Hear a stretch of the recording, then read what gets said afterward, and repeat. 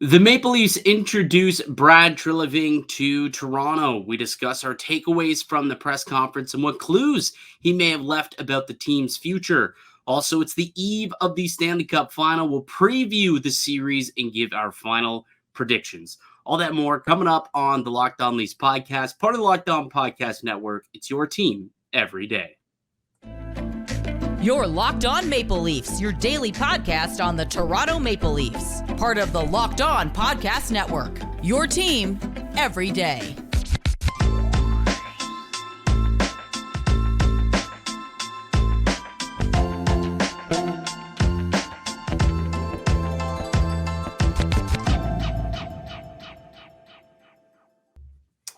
Hello and welcome into the Locked On Leafs podcast, your June 2nd edition of the Locked On Leafs podcast, a daily Maple Leaf-centric podcast hosted by myself, Mike DiStefano from TSN, also by my good pal Dave Morassutti from Sportsnet. Dave, we finally got to hear from the GM today. It was announced yesterday. Appreciate you being able to run solo there and take the reins on that show, but we did get to hear from Brad Treliving today. Let's get right into it because it may be a bit of a longer show. What exactly did you take away, if anything, from today's discussion? I mean, I always think when you're listening to these press conferences, it's easy to get caught up in, the moment and sort of things. So when I was listening to Brad Treliving, like, he's doing his best to win the press conference, right? Make sure he doesn't say anything that's going to get thrown back at him, in a certain way and pin him into a certain corner. And that was the big one there. He didn't want to paint himself one way or the other, but also a lot of the stuff that we expected to hear, and we've been kind of hearing the mumblings, whether that's the core four or that's Sheldon Keefe. Brad Treliving pretty much echoed a lot of what we've been hearing, the last few weeks. Yeah, it's pretty much the sense that I got too. And I don't know if that, eases Leafs Nation at all to hear that, potentially Brad Treliving could, one of the options could be to run it back with the same coach, with the same core, just, try and build around it and put his stamp on things, obviously. But time and time again, we've seen this coach and core fail. The question is, can Brad Treliving, put a team around them to help them succeed this time around? Dubas, I thought, did a good job at trying to do that at the deadline. Clearly, it failed ultimately, I suppose we could say. It was a strong effort, but they only, got one win into the second round, right? They had higher aspirations than that. Let's start with Auston Matthews, though, because one thing that I did pick from today's press conference is that Auston Matthews is pretty well going to be priority number one for incoming general manager Brad Treliving, which probably is the right call. I sent you a clip here from Brad Treliving's press conference today about Auston Matthews and basically just talking about exactly what his thought process is, taking the job, and how long it would take for him to get things underway. And pretty well said, yeah, this is priority number one. We got to make sure that we get down to Arizona, and we got to chat with Auston Matthews and try and hammer something out. So here's exactly what Brad Treliving had to say earlier today at his introductory press conference. I think he's a really good coach. My view. Oh, wrong one. No, yeah, that would be the Sheldon Keefe one, which we will play in just a moment. But yeah, I wanted to hear the Auston Matthews one that we got there. So let's try and pull that one up and then get to it. But because it's funny, the biggest worry that I would say Leafs Nation had when Kyle Dubas got let go was, oh no, what does this mean for Auston Matthews, right? Matthews and the GM had a great relationship, and also there was the connection with the agents, and the agent had a great relationship. So could this maybe put a rift in Auston Matthews and what that could mean for his future of the Maple Leafs? Nah, I'm not so sure, because Brad Treliving, it sounds as though he's pretty keen on keeping Matthews in the fold as well. You'll find from me, Terry, we're not going to get into any public discourse about contracts. Obviously we know where these contracts are at. Auston is one of the elite players in the world. We're not talking about a good player in the league. We're talking about elite player in the world. Getting to Auston is a priority. But outside of the contract stuff, number one is just getting to build that relationship. It's not walking down and trying to arm wrestle about contracts. It's getting down and getting Auston me getting a chance to meet him, but more importantly, having Auston get a chance to meet me, know what we're about, and just talk a little bit. So that's priority number one. We know all the things as it relates to all the players in their contract situations, and the timing and all the challenges ahead of us. But we're prepared to get after it. So I'm excited to not only get a chance to meet him, but thrilled to be able to work with him. And hopefully he's going to be able to work with him longer than just the one season. Obviously, he's hoping to hammer out an extension. There was another follow-up a little bit later in the press conference when asked, about his relationships, with his agent. And Brad Treliving came out and basically said, look, I have a great relationship with Judd Moldauer, the agent of Auston Matthews. And I feel like that may be part of the conversation that wasn't really brought up enough when Brad Treliving was interviewing and after they let go Kyle Dubas. Like, a lot of the focus was, oh no, without Dubas, like there's the relationship, aspect's gone. But what was also probably key to bringing in an experienced general manager? It wasn't the fact that, if a trade needs to be made, he'll be able to make it. It's, look, by being in the league for so long, Brad Treliving does have relationships with not only GMs around the league, but agents around the league as well. You know how many times him and Judd Moldover have probably discussed things in the past, and when it comes to some of Judd's clients, like wouldn't be the first time that he's come up with some sort of, contract negotiation with Moldover. These two have a working relationship in the past. So Brad Treliving did come out and say he's had a good working relationship with him in the past, and would expect for that to benefit him when trying to get to Auston Matthews and, trying to see if he wants to stick around for the long term. And probably I would assume that Moldauer would even say, hey, look, Brad Treliving's a good guy. He's had this vision, previously, and I think he's somebody who we could trust and we could stick it out long term here in Toronto with. So I think that hearing those two quotes today, the fact that Treliving clearly is prioritizing Auston Matthews, going to go down to Arizona and chat with him, and also the fact that he has a strong relationship with Matthews' agent as well, definitely, I would say, would put me at ease if I were one who was watching the doomsday clock tick with angst. That puts me a little at ease a little bit now.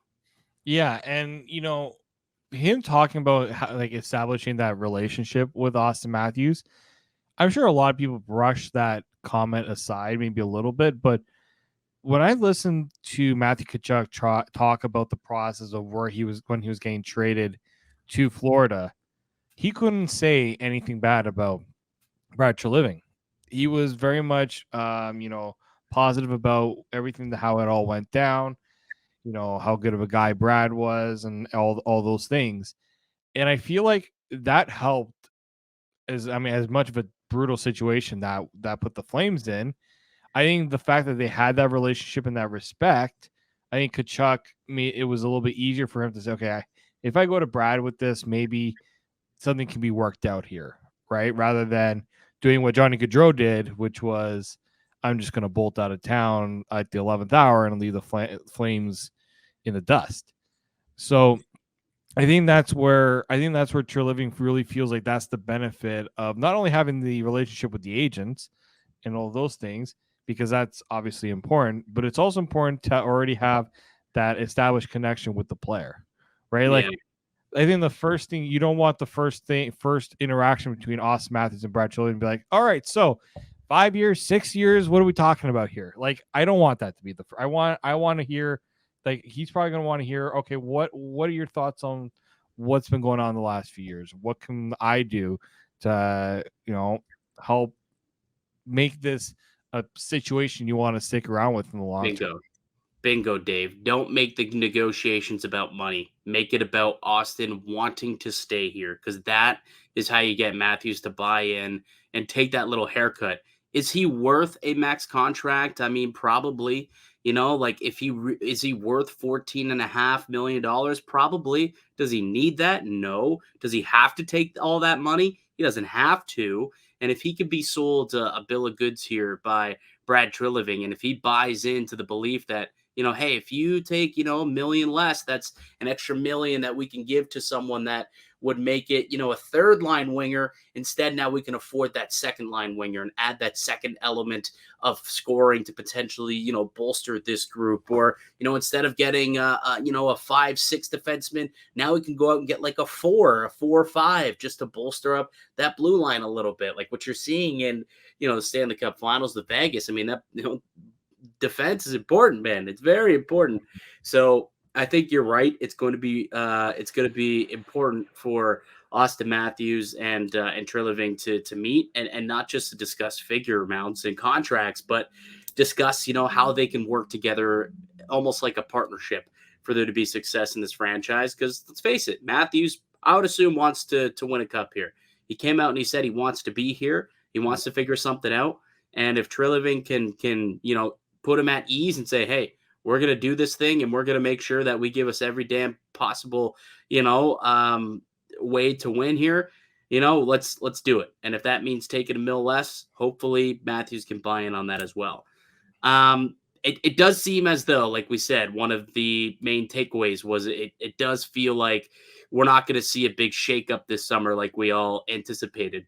Could be wrong. Treliving did also say, from afar, I understand the talent that's in this room, and it's not easy to get that talent, so you don't want to give it away so easily. So he said, now he gets a chance to peek behind the curtain and really evaluate things. But as it stood today, it doesn't appear that he wants to make a move or a trade of one of these big 4 defensemen or this core 4 players or this core in general.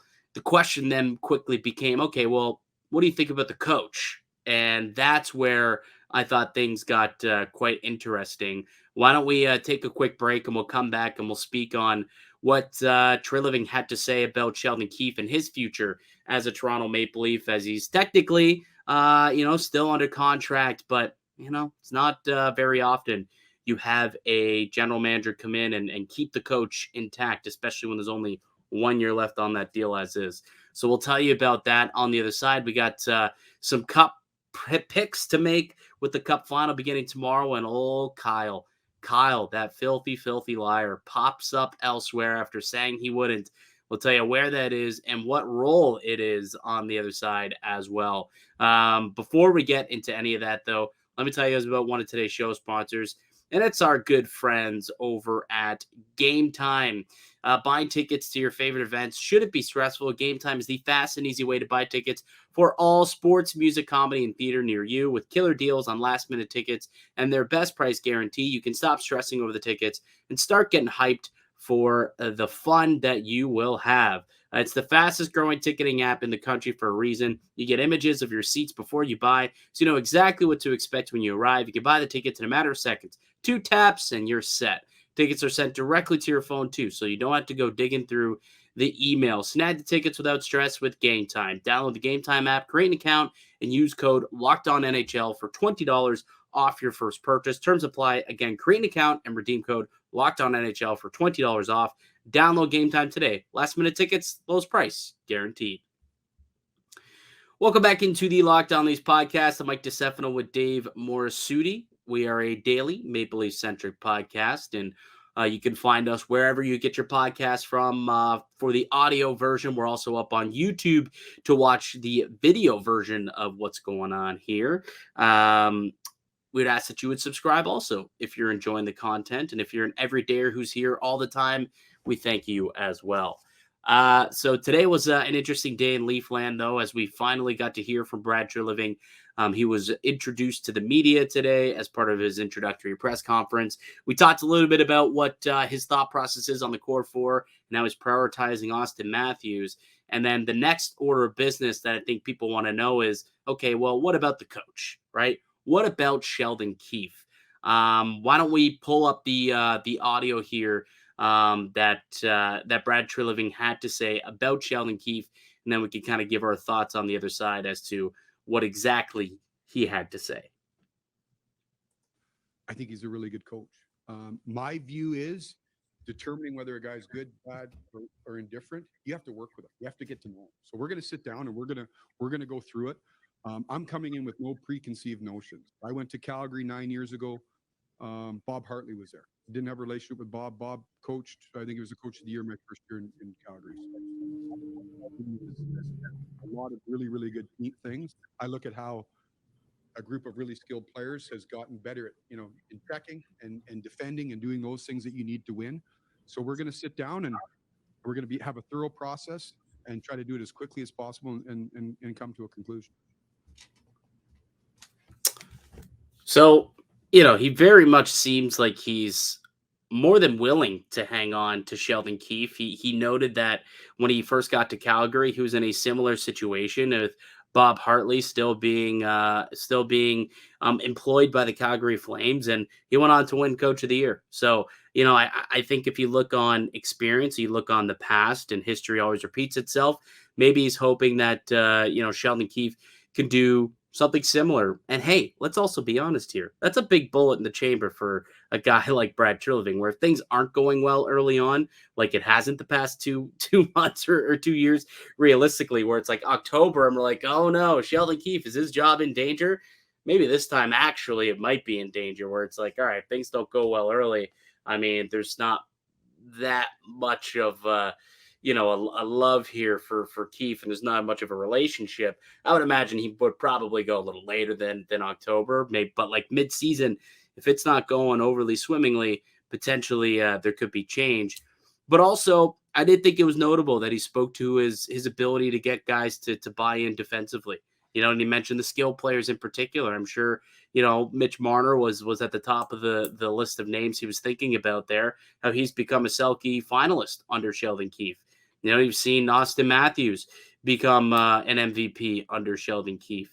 So there's a lot of guys who have definitely bought in defensively. We saw times where William Nylander, who's top 5 in takeaways this year, has bought in a little bit more than typical, I guess we could say. Still not all the way there. I think there's still a little bit more to be desired, but a lot better than it was, a couple of years ago. And that's something that it seems like something that Treliving appreciated at the very least when it comes to Sheldon Keefe and the on ice tangible results that have come with Sheldon. Also, obviously, he talked about the fact that they've had 3 straight 100-point seasons and have had great success under Sheldon, obviously, but also just the look of what's gone on and how the team plays. It appears that he's got an appreciation for that, which kind of leads me to think that there's a good chance that he wants to run it back with Sheldon too. Yeah, and I was also listening to the follow-up interviews that Treliving did. He did one on 590, and the thing that caught my attention was when he said, I don't want this team to be reactive when they play.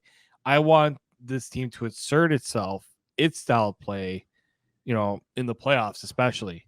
And we talked about how in that series it was started against Tampa, where the Leafs just looked like they were just trying to survive games, right?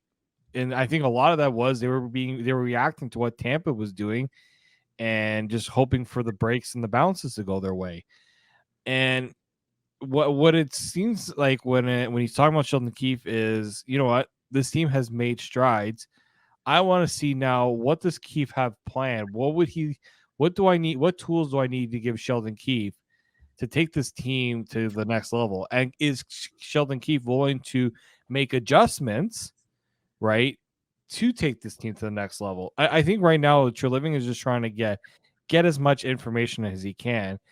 And yeah, there was no reason why he had to give any sort of proclamation of whether Sheldon Keefe was going to be the coach of the future. He has time to make that decision. And you brought up a good point. It will be much easier potentially to make this move later, sort of like what Kyle Dubas did with Mike Babcock. Team's not playing well, needs a shakeup, fire the coach. Yeah, that sends a very clear message, right? And it's unfortunate if that's what they're could be doing to Sheldon Keefe, but it's also the nature of the business. Sheldon Keefe has had quite a few cracks at this, right? It's not like he's brand new to this, and the Leafs aren't giving him his fair share. In a way, he has had obviously the COVID years, you gotta keep those in mind, but it's not like he hasn't had that opportunity, as you said, to grow and make this roster change the way it plays. It has changed a bit, but now it's a matter of what's the next step. Yeah, I am curious though. Like, what do you think is more likely when it comes to Sheldon Keefe? That he plays out this final year under contract as a lame duck GM, or that they decide, okay, Keefe, we're going to keep him around. Let's also give him an extension as well. It's not very often that we see coaches walk into their final years. I know we just saw it happen with Kyle Dubas, obviously, but look how that turned out. So if you're Sheldon Keefe, and you're the Maple Leafs, if you are going to return with Keefe, could you potentially be thinking, an extension could be in the cards over a firing, perhaps? Yeah, and you know what? I can't remember which coach it was, but I remember that because I know Keefe got a 2-year extension. Yeah. But there was a team that only gave the coach a 1-year extension on top of his current deal. And what it says is, we don't want you to have this hanging over your head about whether you're going to be coaching next year if you do a good job or things like that. But it also gives the organization a chance to say, you know what, we're not going to lock you into anything long term, because if it doesn't work out, we don't want to be paying a coach. Was it Bruce Boudreau in Vancouver? I think might have been Boudreau in Vancouver. It was even worse. It was more like a team option. Yes, that's what it was. Deal. Yeah. Yeah. Look at Vancouver. I think they're probably still in some way paying Travis Green or close to that, right? Like they are. Yeah. How many teams are paying multiple coaches that have been fired, right? Well, Babcock's coming off the books this year, so finally. Like, look at Vegas. How many? They've gone through so many coaching changes. They got to be still paying somebody at this point. New York with are they still paying? Like, it's teams have to be willing to take that bullet that comes with, what, we're going to give the coach a little bit of an ease of mind by giving him the year, but also with the idea that you don't perform, we'll swallow, we'll eat the year, we'll do it.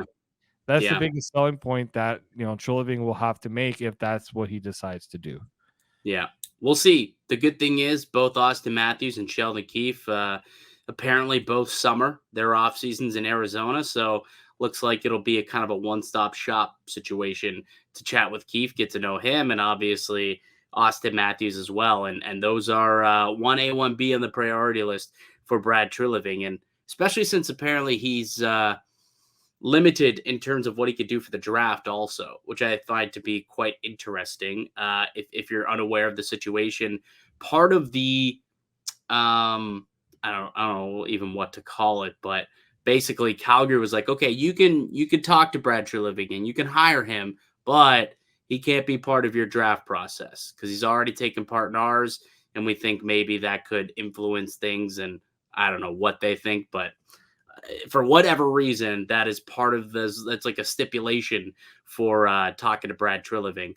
Interestingly, though, he was on overdrive today, and it almost seemed as though he said, yeah, we're going to find out over the next couple of days exactly what that means. So it sounds as though they're still probably trying to get Calgary to say, whatever, screw it, just do what you want, because they changed their mind once already. Remember, like Treliving originally wasn't going to be given permission to speak to anybody. Pittsburgh wanted to talk to him, and they said, no, not going to happen. And then they softened their stance a couple days later. Maybe they're hoping that the exact same thing will happen, because I don't understand why the general manager can't be part of, is he, what exactly isn't he allowed to do? Is it just the meetings, or is he literally not allowed on the draft floor? That's where I think it's just you guys got a wheel and deal here. There could be a massive trade for him available at the on the floor, if he does move a core 4 member or any other player for that matter. The Leafs have 3 draft picks in this draft. In what way does Brad Treliving being at that table make it seem like he's going to screw over the Flames and what they're trying to do? Dude, it's the biggest. Do the Flames have a first round pick? Like, didn't they trade away a lot of their picks anyways? Well, they do have one. I don't know if it's this year's from the Kachuk trade. Right. Actually, they do got picks, but like they pick.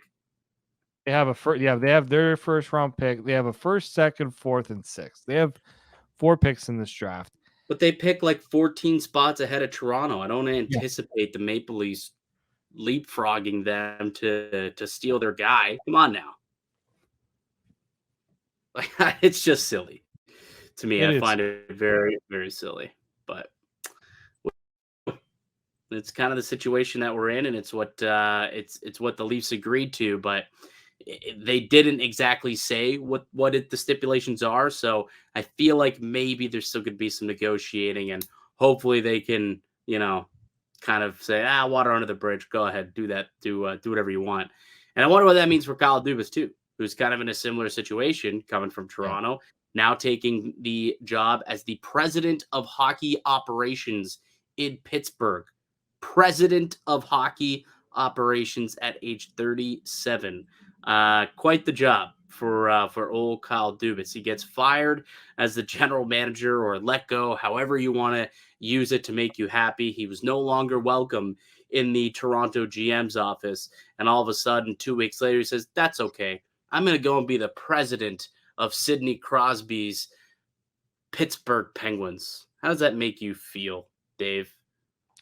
It's just so interesting how he got promoted. Like, he gets a promotion. He gets exactly what everybody was rumoring as what he wanted in Toronto, which was more autonomy, not needing to.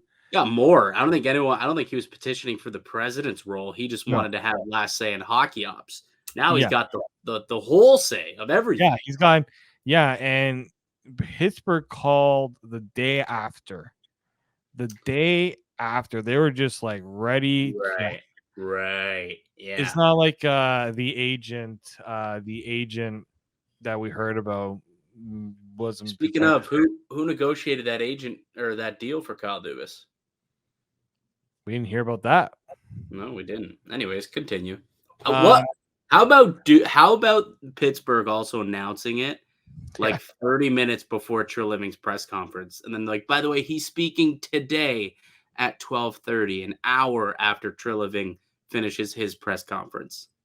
Yeah, I mean, petty, buddy. Yeah, I'm here for it, to be honest with you. Oh, I mean, I'm here for it too. Hockey can be it can be so boring. It's been so boring the last few days, right? There's no hockey being played right now other than the Memorial Cup. There's been there's been sub movement, but nothing like this was the last few days has been like, yeah, let's go. Like, we got the GM is done in Toronto. Now we got Kyle Dubas, he's now the president of the Pittsburgh Penguins. Like, now we're getting it's starting to get interesting. And I think the line that really got to me, I think I never got on everybody's mind, when Kyle Dubas said, maybe I was too honest that day about how I was feeling at that exact moment. Mm-hmm. And it's funny because Kyle Dubas, for those who have heard him speak throughout the years, he's a very genuine person. He is a very forthright person, as we saw in that press conference. He's also a very book smart person, right? Everything he says, there's a purpose behind it. And it's almost, and when you think about that press conference and him, talking about his family and all those things, it wasn't like somebody was trying to yank that information out of him. He volunteered that information in a lot of ways. So yes, you were being honest about something that you wanted to be honest about. Like, nobody put you in a corner to say, all right, tell me about how bad this was for your family. Like, that's not how it happened. So I just found it interesting that's how he kind of shaped that whole idea of, like, maybe I was too honest and I shouldn't have been. Like, dude, you dug your own grave there in a lot of ways. So yeah, the only person you have to be apologizing to is your own self in that regard. I mean, it worked out for him. Yeah. Like, those who say, oh, Dubas overplayed his hand. Did he? He ended up as the president of the Pittsburgh Penguins when all said and done. And look, and I was talking to someone about this, like, it's almost like the day after He's being called about a president's job. Like, Mm. you don't go through, you don't put yourself out there trying to get a better deal from the Leafs, as you said, trying to smooth out the give yourself an easier path to making decisions if you don't feel like you got something else in your back pocket. And that's why when you mentioned, maybe this was something that was inkling around before, you can't tell me that Pittsburgh didn't try to feel out how the situation was going. They had to have some inkling that things were not going the way they were supposed to go in Toronto. And then the day after, they're right on the phone. Yeah, it seemed like they were kind of slow playing their GM search, waiting to see what happened with Kyle. And then the second that Toronto parted ways, they're like, okay, let's see what he's up to.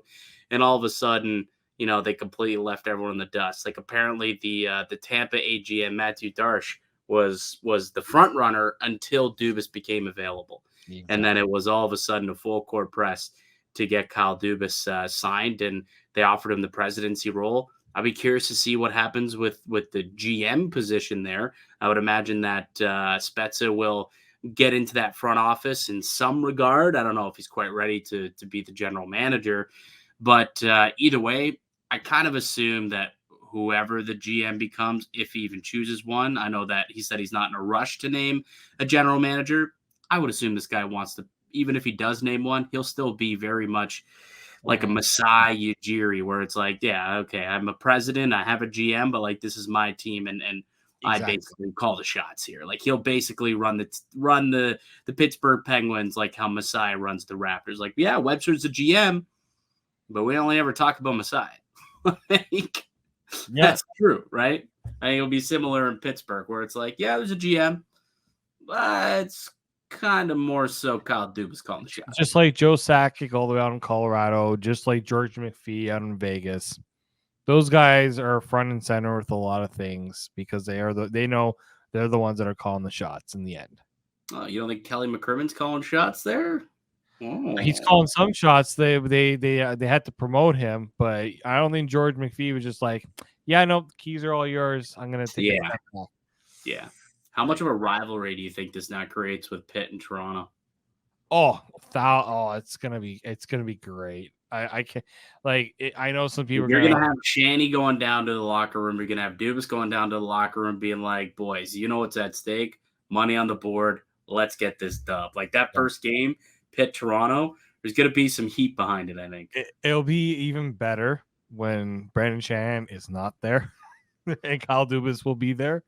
And it's going to be like because Kyle Dubas knows all the cameras will be on him, so he's going to be on his best behavior. He's not going to be yelling at fans, throwing water bottles. But it's going to be funny when we're talking about building up this rivalry, and Shannon's just like, I'm not going to play any part of it. I'm not even going to be there. Yeah. Sure, Shanny. Sure. The only time we'll see him around the building is when Pitt's in town, guaranteed. Really quickly, Dave, before we kind of jet out of here, why don't we quickly preview the Stanley Cup Final? So we'll take one more very brief break, and when we get back, we got Vegas, we got Florida, we got a Cup Final. It's tomorrow. We'll give our final predictions next here on the Locked On Leafs podcast, part of Locked On Podcast Network. It's your team every day. Welcome back into the Locked On Leafs podcast. I'm Mike DiStefano with Dave Morassutti. Guess what, Dave? Although there's a lot of offseason drama happening with the Toronto Maple Leafs, the Pittsburgh Penguins, Kyle Dubas, Treliving, Shanahan, Auston Matthews, they've taken up a lot of oxygen for the last week and a half, 2 weeks really. But there is some on-ice hockey still being played, and we got the Stanley Cup Final kicking off tomorrow. It's been a while, dude. Like it honestly seems like so first of all, very thankful for all of this Leafs drama to give us stuff to talk about once the season was over and give us, shows every day where we could still focus on the Maple Leafs. But I'm glad we're getting back to the hockey. It's been a while since we've been able to watch some NHL hockey here. So, we'll see what ends up happening in this game. But it is Vegas hosting the Florida Panthers. And what do you think? You think the Cinderella run continues here for Florida? Or is this 10-game layoff that they're experiencing by the time puck drop comes tomorrow going to factor in and put them behind the 8 ball to start this 7-game series. Yeah, I wonder what it's going to do for Sergei Bobrovsky. I mean, I'm sure he'll take some of the rest considering the 4 OT game. And, he's been seeing a lot of rubber, during the playoffs. But I think when you're looking at the style of these two teams, like we know Florida's a very aggressive team, physical team. Vegas is very much like that too. And, we talk about them going up against a top goaltender, Sergei Bobrovsky. The goaltender they just beat in Jake Ottinger is no cakewalk either. So, like, I think Vegas, I always want to say, this is finally the team that's going to get it done against Florida. But then we just see what happens when you kind of bet against Florida. But, like, in all honesty, like Carolina, if you put Carolina's roster against Vegas's roster, like, I think everyone would take Vegas's roster, like what they have top to bottom. And I think the storyline that I'm looking forward to the most, there was some moves made when that expansion draft. I don't know if you remember. Yes. Where Florida decided we're going to try. I can't remember the player they were trying to protect.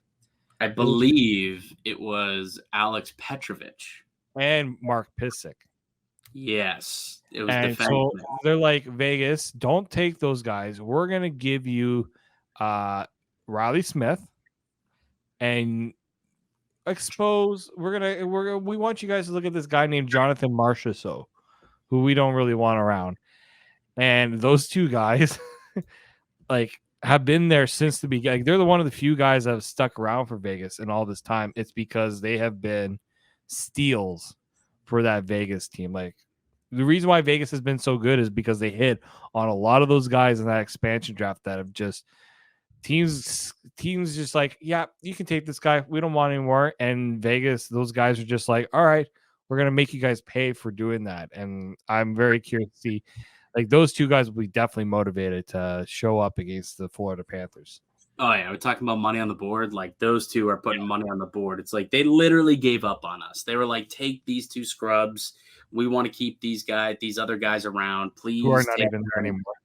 And they went on to become pillars of the Vegas Golden Knights and studs. And, Jonathan Marchessault, to me, he's a dark horse Conn Smythe candidate, to be honest with you. I think behind Jack Eichel, I think he's my number 2 when it comes to the Vegas Golden Knights. So, yeah, that is definitely going to be a really intriguing storyline to watch there for sure. Any other big name just quickly? Since 27-18, Marchessault has more playoff points than Leon Draisaitl, Steven Stamkos, Sebastian Aho, Patrice Bergeron, Alex Ovechkin, Mitch Marner, Auston Matthews, Jake Gensel, and Sidney Crosby. So who has more points than Jonathan Marchessault? I actually don't even know. Like, if that's the list of guys, like maybe like a Braden Point or like Kucherov's point, like might be a Palat. Maybe he's always been a strong playoff performer. Yeah, but that's crazy. Yeah, pretty much. If you take away all of the players on Tampa, which Marchessault also, former Tampa Bay Lightning draft pick, I believe. Yeah, that's interesting. That is funny. Yeah, I think it's going to be real interesting. For me, it's going to come down to one thing, though, is whether or not Sergei Bobrovsky can continue to be this phenom that he's been the last couple of months. I mean, you look at the save percentage through the playoffs. He's a .935 save percentage, 19.7 goals saved above expected. For a team that is only has a +7 goal differential, and where they've won 7 of the last 8 games by just 1 goal. Yeah, I would say that guy stopping pucks and 19 goals above expected, certainly an important factor into why they are where they're at. So I would think that has to continue here. And if you look at the Vegas Golden Knights, they're a little bit more of a threat than the Carolina Hurricanes were. And I think that's mainly because they had a couple of big boys who are considered shooters and finishers out in Svechnikov and Max Pacioretty. And you look at them, they only shot 8.5% in these playoffs. Meanwhile, Vegas, they're shooting at 12.16%, so over 12% shooting. And for a team like Florida, who's allowed over 37 shots on goal per game, I think Vegas, with the way that they've been able to convert I think that that'll be difficult for Bobrovsky to keep up those numbers. And that is why I believe that the Vegas Golden Knights will probably end up winning this one. That is my final prediction there, Dave. And if you are curious, right now on FanDuel, one of our great sponsors here of the podcast, the Golden Knights are favored. They are minus 125. The Panthers plus 105 to win the Stanley Cup. Dave, give me your final prediction as to who you believe wins the Stanley Cup and why. I'm going to go with Vegas. I'm going to go 6 games. I think the key for Vegas is they cannot let Florida do what they've done the last 2 rounds, which is win the first 2 games of the series on the road. Maintain home ice advantage. If Vegas does that, I think Vegas is definitely clearly capable of stealing a game on the road. They did that against Dallas a few times in that series. Florida's 8-1 on the road, right? 8-1 on the road in these playoffs, but 0-5 in their last 5 trips to Vegas. Yeah, I think I just think Vegas has that relentless attack. They play a very disciplined, structured game, but they're smart about it too. So they got a lot of smart players, a lot of good performers on that team. Like, I don't know, Florida can't just say we're going to try to stop Jack Eichel. Okay, stop Jack Eichel. Then you got Marchessault and Riley Smith. We're going to stop them. Well, now the fourth line has been also produced. Barbashev, Carlson. You got Will Carey out here. You got former Maple Leaf Michael Amadio making plays. Yeah, it's deep. That's a deep roster they got. The only way I think that Florida has a chance is if they make Adin Hill come back to earth. But Adin Hill doesn't even need to be spectacular to win the series. He just can't be dreadful, and he has. Are we officially going with Adin on this podcast? Is it Adin Hill? I've never once in my life heard anyone refer to him as Adin. I'm like, where did I've heard it a couple times, and I got it stuck in my head, but it is Adin Hill. Sorry about that. Sorry, he's not Swedish. He's not Swedish. But anyway. Well, he's playing like he's a Swedish goaltender. Yeah, he's playing like King Henrik. He is. A little bit. You know what's a really interesting stat about both of these clubs, and which I find to be rather fascinating and probably speaks to how good both Adin Hill, your boy, a.k.a. Adin Hill, and Bobrovsky have been. Look at the expected numbers on both sides. They're both sub 50%. Both clubs, for the most part, have been outplayed at 5-on-5 and are sub 50%. You've got the Vegas Golden Knights with a 47% expected goal differential and the Panthers at 46% expected goal differential. Yet here they are, and they've both made their way into the Stanley Cup Final. Isn't that wild? That's how random and that's how close the NHL can be. Yeah, and you look at the Vegas, like their path. Like, yeah, they pretty much obliterated the Jets in that first round. Like Oilers, that was a close series. It was not a cakewalk series by any stretch. And then it's funny because the Dallas one was one that were their most dominant, and I thought that was going to be a tougher series than it ended up being. So, yeah, there's been a lot of randomness and as we've seen, a lot of luck in these playoffs, but you got to make your own luck sometimes. And both these teams have been shown they have the will to do that. Yep, absolutely. Really quickly, Conn Smythe pick. Go ahead.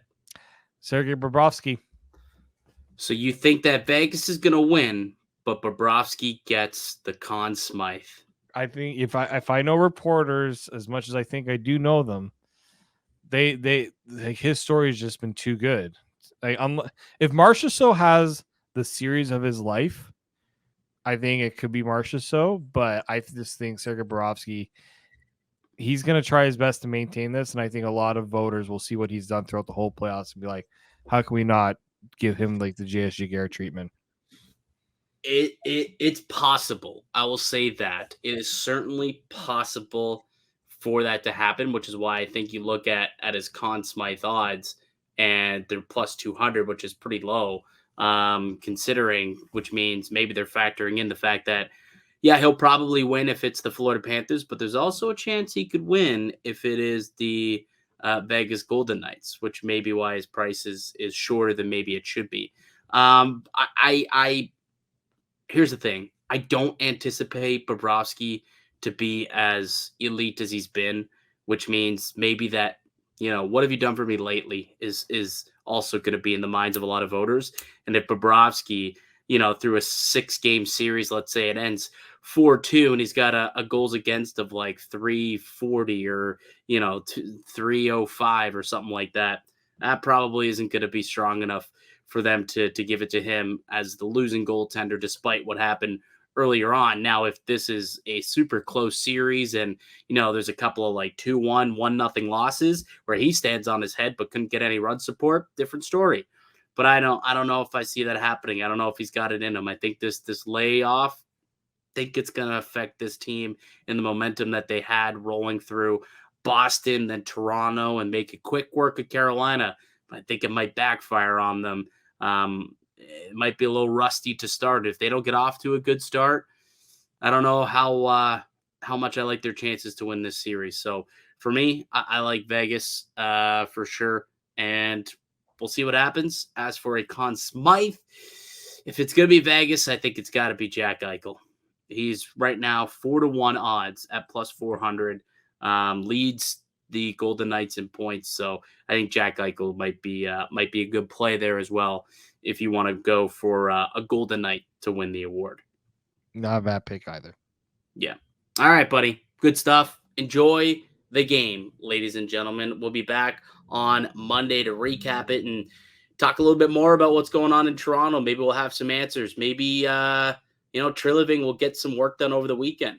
Who knows? We'll find out, obviously, when we reconvene here on the Locked On Leafs podcast on Monday. But that'll do it for today's show. I'd like to thank you all for supporting, listening and supporting the podcast. You can subscribe to the Locked On Leafs podcast on all podcast platforms and receive daily Leafs content. Also, again, up on YouTube as well. Please subscribe. That'd be greatly appreciated.